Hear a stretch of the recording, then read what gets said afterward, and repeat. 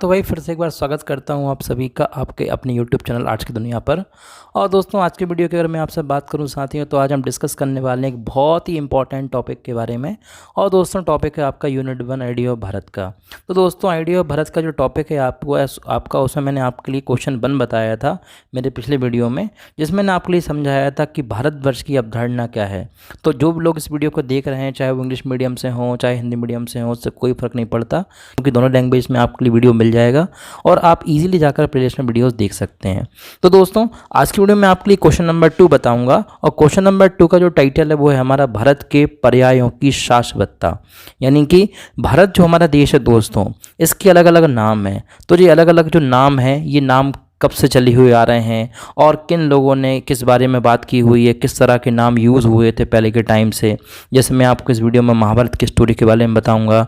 मैं आपको इस वीडियो में बताऊंगा कि जो जैन धर्म के संस्थापक में से एक रहे जिनका नाम ऋषभदेव था, उनके बारे में कुछ समझाऊंगा। तो ऐसी कई तरह की चीज़ें दोस्तों आपको इस वीडियो में मिलने वाली हैं। और दोस्तों वीडियो तो एग्जाम के पॉइंट ऑफ व्यू से इंपॉर्टेंट है ही, क्योंकि अगर आप BA वाले हो भाई और आइडिया ऑफ भारत अगर नहीं पढ़ा तो आपने क्या ही पढ़ा, क्योंकि दोस्तों इंपॉर्टेंट सब्जेक्ट है, मेजर सब्जेक्ट है और कंफ्यूजन भी बहुत ज़्यादा क्रिएट होता रहता है। ये इन सभी बातों के साथ डिस्कस करते हैं जल्दी से आज की इस वीडियो को और चलते हैं हम स्क्रीन पर। तो दोस्तों आ चुके हैं हम स्क्रीन पर, आप देख सकते हैं लिखा हुआ है यहाँ per unit 1 idea of Bharat और क्वेश्चन नंबर 1 लिखा हुआ है भारत के पर्यायों की शाश्वतता के बारे में लिखिए। लेकिन दोस्तों थोड़ा सा यहाँ पर कन्फ्यूजन हो गया है, मुझे लगता है कि ये मैंने क्वेश्चन नंबर 1 गलती से टाइप कर दिया, बिकॉज मैं आपको ऑलरेडी बता चुका हूँ क्वेश्चन नंबर 2 है ये। तो इसको थोड़ा सा यार समझ लेना। तो दोस्तों लिखा हुआ आंसर में आपके लिए भारतीय गणराज्य के आधिकारिक और लोकप्रिय दोनों उपयोगों में 2 प्रमुख संक्षिप्त नाम हैं। यानी कि जो हमारा भारत है दोस्तों, ये गणराज्य आप जानते ही होंगे और आधिकारिक तौर पर भी और लोकप्रिय 2 नाम हैं हमारे देश के, जिनमें से एक का नाम है भारत, ओके, और दूसरे का नाम है भरत। अब दोस्तों बात ये बताई हुई है आपके लिए कि हम संविधान से डिस्कस करना चाहेंगे कि संविधान में क्या लिखा हुआ है। तो दोस्तों संविधान में लिखा हुआ है कि पहले लेख में कहा गया है कि भारत जो भारत है राज्यों का संघ होगा। तो दोस्तों आज बहुत डिबेट भी चल रही है इस चीज़ को लेकर। आज मैं जो वीडियो रिकॉर्ड कर रहा हूँ 7 सितंबर 2023 है। और दोस्तों अगर आपको आज की डेट्स के बारे में कुछ पता हो तो आप समझ सकते हैं कि बहुत ज़्यादा बहस चल रही है देश में, इंडिया जो नाम है उसको भारत करने के पीछे। तो दोस्तों संविधान में भी लिखा हुआ है कि भारत जो भारत है राज्यों का एक संघ होगा। आगे बता रहे हैं आपके लिए भारत गणराज्य के लिए समान रूप से आधिकारिक संक्षिप्त नामों के रूप में भरत और भारत को स्पष्ट रूप से क्रमबद्ध किया गया है। तो दोस्तों भरत भी हमारा देश का नाम यूज़ होता था पहले और भारत नाम तो आज भी यूज़ होता है। तीसरा नाम दोस्तों जो चल रहा है, जो मुग़ल बादशाहों के टाइम से, जो हमारे देश में मुस्लिम बादशाह है उनके टाइम से चला हुआ आ रहा है, ये तीसरा नाम है दोस्तों हिंदुस्तान। तो लिखा हुआ है कि हिंदुस्तान कभी कभी जो नाम है उस क्षेत्र के लिए प्रयोग किया जाता है, इसमें भारतीय उपमहाद्वीप के अधिकांश आधुनिक राज्य शामिल होते हैं। तो दोस्तों इस तरह की चीज़ें आपके लिए लिखना है अगर आपके लिए क्वेश्चन आता है भारत के पर्यायों की शाश्वतता से रिलेटेड। इसके साथ ही दोस्तों बात करते हैं हम लोग सेकंड पैराग्राफ की। भारत कई भारतीय भाषाओं में भारत का नाम शामिल है। यानी कि दोस्तों आप जो भारत नाम पढ़ते हो हमारे देश का अलग अलग किताबों में अलग अलग जगहों पर, ये कई भाषाओं में शामिल है। अब यहाँ पर आपको एग्जाम्पल देते हैं हम कि ऐसी कौन कौन सी इंपॉर्टेंट इन्फॉर्मेशन है जो आपको एग्ज़ाम के पॉइंट ऑफ व्यू से याद रखना है और आंसर में आपके लिए लिखना बिल्कुल ज़रूर है। तो दोस्तों पहली इन्फॉर्मेशन याद रखना है कि मुख्य रूप से यह नाम दुष्यंत के पुत्र भरत से मिला हुआ है। तो दोस्तों दुष्यंत के बारे में तो आप जानते ही होंगे। अब आप क्या ही जानोगे यार, क्योंकि आपने महाभारत देखी होगी तो जानोगे ना। महाभारत दोस्तों मैंने भी नहीं देखी हुई है, बस थोड़ा सा मुझे पता है जो मैं आपके साथ शेयर करना चाहूँगा। तो दोस्तों महाभारत में बताया हुआ है, जब आप फर्स्ट एपिसोड देखते हो कभी भी तो बताते हैं कि दुष्यंत जो थे एक राजा थे और उनके पुत्र थे भरत, और इन भरत के नाम पर ही दोस्तों पूरा जो हमारा भारतवर्ष है इसका नाम पड़ा। इसलिए जब भी आप भारत के नामों की शाश्वतता के बारे में लिखें, जब भी आप भारत के पर्यायों की शाश्वतता से रिलेटेड कोई क्वेश्चन देखें अपने क्वेश्चन पेपर में, तो आपको ये लाइन जरूर जोड़नी है। दूसरा है दोस्तों ऋषभदेव जो थे उनके पुत्र का नाम भी भरत था। तो दोस्तों हमेशा ये 2 चीज़ें सामने आती हैं। कुछ लोग बोलते हैं कि भारत का नाम दुष्यंत के पुत्र भरत के नाम पर पड़ा, और कुछ लोग बोलते हैं ऋषभदेव जो थे जो जैन धर्म से संबंधित थे उनके पुत्र भी भरत थे, उनके नाम से नाम लिया गया है। आगे बता रहे हैं साथियों आपके लिए कि पहले भरत नाम केवल उत्तर भारत में गंगा घाटी के पश्चिमी भाग तक सीमित था। यानी कि भारत जो देश है, भारत जो नाम है दोस्तों, ये बहुत पहले के समय में जो गंगा घाटी है उसके आसपास के क्षेत्रों तक प्रयोग में आता था। बात करते हैं दोस्तों अब हम इंडिया नाम की, कि जो इंडिया है नाम, ये कब से आया और इस नाम के पीछे वजह क्या है, इस नाम के पीछे रीज़न क्या है। तो दोस्तों आप देख सकते हैं हम पहुंच चुके हैं इंडिया नाम की हेडिंग पर। तो क्या लिखा हुआ है, इंडिया नाम मूल रूप से मिला हुआ है सिंधु नदी के नाम से। क्यों, आगे बता रहे हैं आपके लिए। क्योंकि ग्रीक भाषा में जो हेरोडोटस थे, जो आए हुए थे लगभग 5वीं शताब्दी ईसा पूर्व में भारत में, उनके टाइम से ये नाम प्रयोग हुआ।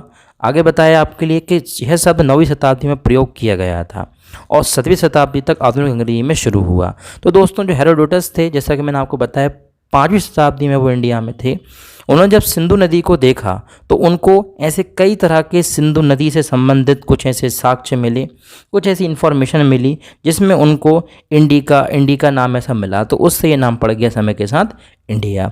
आगे दिया दोस्तों आपके लिए, अंग्रेजी शब्द जो इंडिका है ये संस्कृत से निकला है। तो जैसे कि मैं आपको बता रहा था कि इंडिका शब्द जो है उससे ही इंडिया नाम पड़ा है हमारे देश का। तो ये संस्कृत भाषा से निकला हुआ शब्द है जो सिंधी नदी के निचले सिंधु बेसिन का नाम था।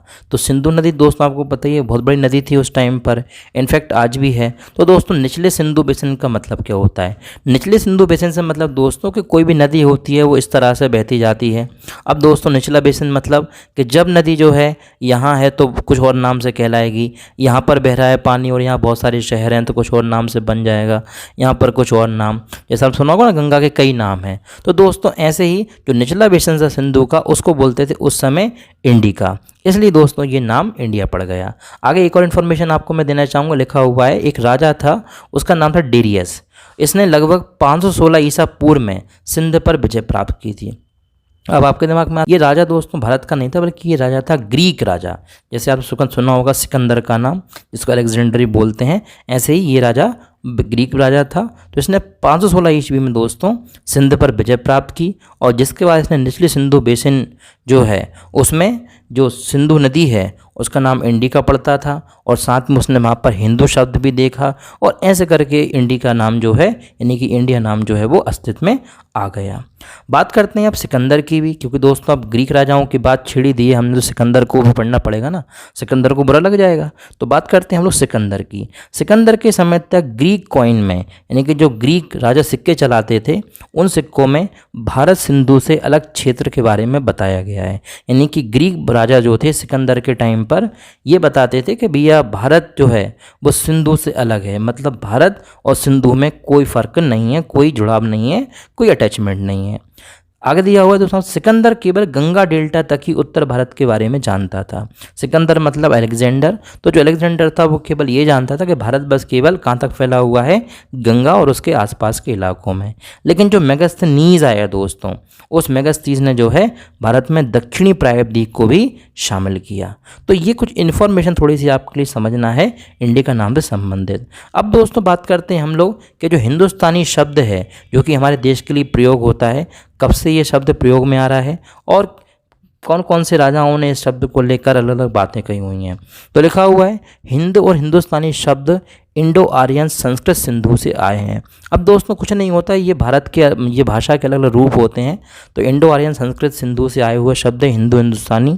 सम्राट डेरियस का नाम फिर से आ गया, इसने 16 ईस्वी पूर्व में सिंधु घाटी पर विजय प्राप्त की थी। तो दोस्तों आप देख सकते हैं वहाँ पर मैंने आपके लिए जो बताया था डेरियस के बारे में, वो टाइम पीरियड आपका कुछ अलग था और ये टाइम पीरियड कुछ अलग है। वो टाइम पीरियड है दोस्तों आपका 5वीं शताब्दी ईसा पूर्व और ये टाइम आपको दिया हुआ है दोस्तों लगभग 1ली शताब्दी ईसा पूर्व। तो इसमें सिंधु घाटी पर विजय प्राप्त की थी इन भाई साहब ने और सिंधु अर्थात हिंदू का उपयोग किया गया था और इसने सिंधु के आसपास, सिंधु नदी के आसपास जो है हिंदू शब्द का प्रयोग देखा था। इस वजह से ये शब्द प्रयोग में आ गया, यानी कि हिंदू शब्द प्रयोग में आ गया। साथ में दोस्तों ये है कि जो मिस्र का अचमेनित प्रांत है उसमें भी हिंदू नाम के शब्द से संबंधित चीज़ें मिली हुई हैं। तो इस वजह से भी हम ये कह सकते हैं कि हिंदुस्तानी नाम भी पहले से चला हुआ आ रहा है। इसके बाद दोस्तों जो सबसे इम्पॉर्टेंट थ्योरी है, यानी कि ज़्यादातर लोग जिस बात को मानते हैं वो बात दी हुई है आपको नेक्स्ट पैराग्राफ में।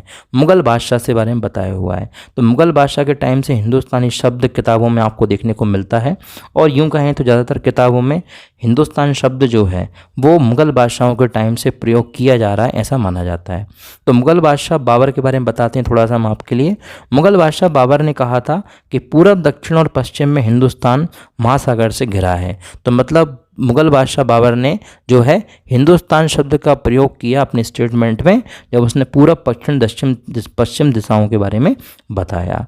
हिंदू को विशेष रूप से भारत के लिए अलहिंद के रूप में जाना जाता था और उसने हिंदुस्तान को शुरू में अलहिंद कहकर पुकारा।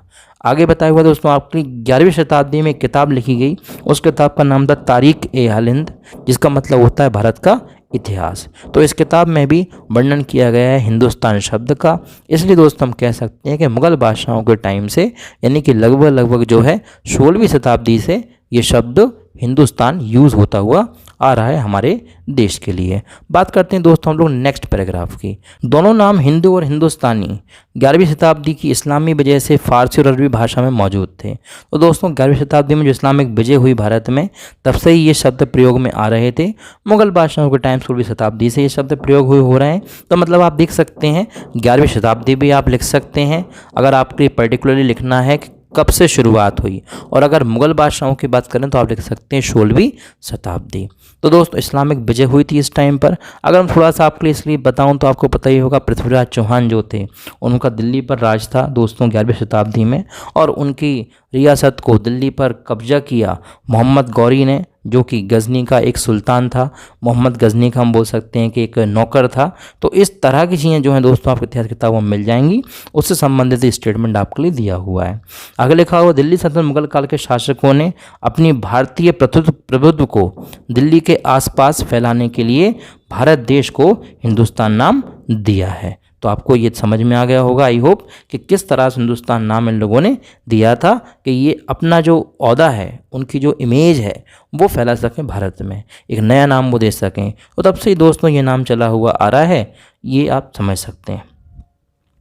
अब बात करते हैं दोस्तों एक अगली हेडिंग की, भारत नाम का ऐतिहासिक महत्व। ऐतिहासिक महत्व क्या है? तो दोस्तों इसमें बहुत कुछ नई चीज़ें में नहीं जुड़ी हुई हैं, आपको बस ये बताया हुआ है कि ऐतिहासिक महत्व में एक तो दुष्यंत का नाम आता है, दुष्यंत के जो पुत्र हैं भरत, यानी कि महाभारत कालीन समय से, और दूसरा दोस्तों ऋषभदेव के पुत्र भरत, यानी कि जैन धर्म के समय से ये नाम प्रयोग हो रहा है भारत का। दोस्तों अब बात करते हैं हम लोग भौगोलिक महत्व की। अब भौगोलिक महत्व क्या है भारत का? तो भौगोलिक अर्थों में भारतवर्ष का सबसे पहला दर्ज उपयोग खारवेल, यानी कि प्रथम शताब्दी ईस्वी पूर्व के खारवेल नाम के हाथी गुम्फा अभिलेख से मिला है।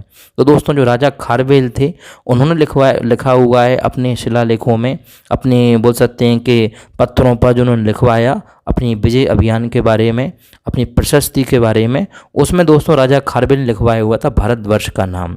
तो दोस्तों भारतवर्ष नाम का प्रयोग तब से हुआ आ रहा है हमारे यहाँ, ऐसा इतिहास हमको बताता है। यह केवल उत्तरी भारत के क्षेत्र पर लागू होता है, अर्थात मगध के पश्चिम में गंगा घाटी का हिस्सा। तो भारतवर्ष दोस्तों उस समय उत्तर भारत के लिए ज़्यादा प्रयोग होता था, लेकिन समय के साथ जैसा कि मैंने आपको बताया था थोड़ी देर पहले, मेगास्थनीज के आने के बाद उसने भारत को केवल उत्तर भारत तक सीमित नहीं रखा, बल्कि उसने दक्षिण भारत को भी शामिल किया भारतीय उपमहाद्वीप में। इसके बाद दोस्तों बात करते हैं एक लास्ट इंपॉर्टेंट नाम के बारे में, जो है जम्बूद्वीप। तो दोस्तों जम्बूद्वीप नाम भी प्रयोग होता है हमारे देश भारत के लिए। अब जम्बूद्वीप का बेसिकली मीनिंग क्या है, किस तरह की चीज़ें इसमें आएंगी वो समझते हैं। तो लिखा हुआ है कि भारत के आधिकारिक नाम बनने से पहले, मतलब जो भारत शब्द है, जो हिंदुस्तान शब्द है, इंडिया शब्द है, दोस्तों इन सभी नामों के पहले हमारे देश के लिए जो नाम प्रयोग होता था वो नाम है जम्बूद्वीप। तो लिखा हुआ है प्राचीन ग्रंथों में भारत के नाम के रूप में जम्बूद्वीप का प्रयोग किया जाता था। अंग्रेजी शब्द इंडिया की शुरुआत से पहले कई दक्षिण पूर्व एशिया देश जो हैं वो भारत के लिए जम्बूद्वीप ही कहते थे। आगे बताया दोस्तों आपके लिए कि भारतीय उपमहाद्वीप का वर्णन करने के लिए थाईलैंड, मलेशिया, जावा, बाली, ये जो सभी देश हैं दोस्तों, ये सब भारत ना बोलकर उस समय जम्बूद्वीप बोलते थे।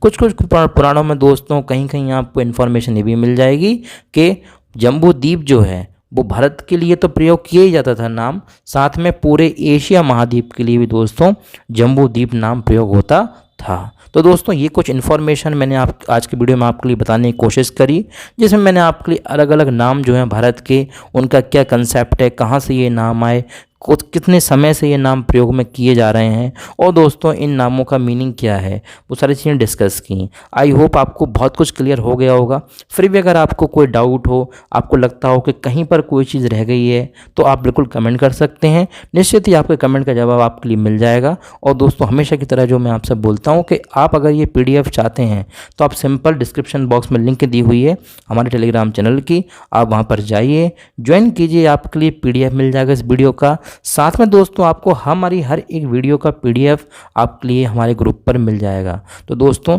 इन्हीं सभी बातों के साथ मिलता हूँ बहुत जल्द किसी नेक्स्ट वीडियो में। तब तक के लिए खुश रहिए, देखते रहिए आर्ट्स की दुनिया। जय हिंद, जय भारत।